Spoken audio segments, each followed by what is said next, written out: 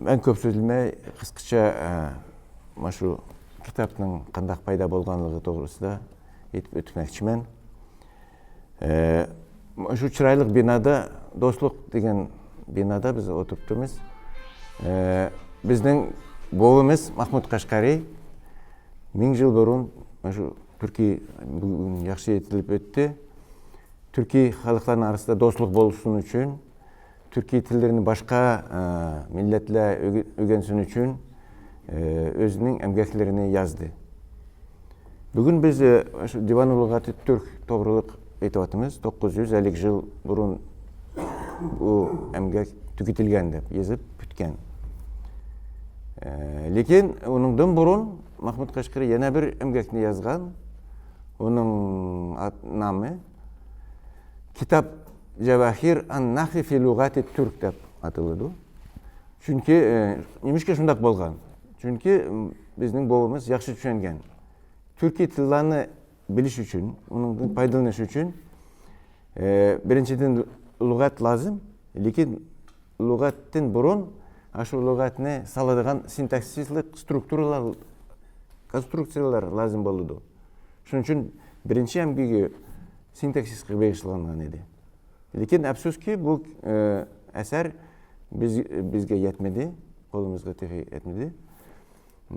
Lekin men şu narsani aytmoqchiman ki Divan-ı Lügati Türk bilen kitap Cevahir an-Nahvi fi Lugati Türk bu bir eser dep, bir maqsadga bag'ishlangan bir kompleks süpetide biz bunu qarashimiz kerak.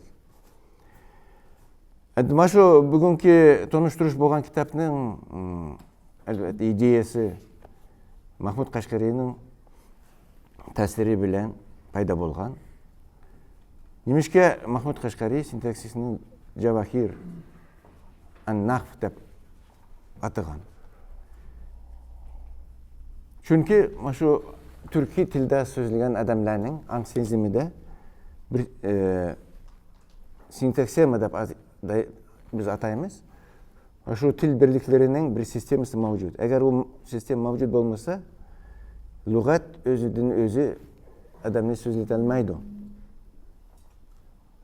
Bu sistema bir 40-50 birliklerden ibaret.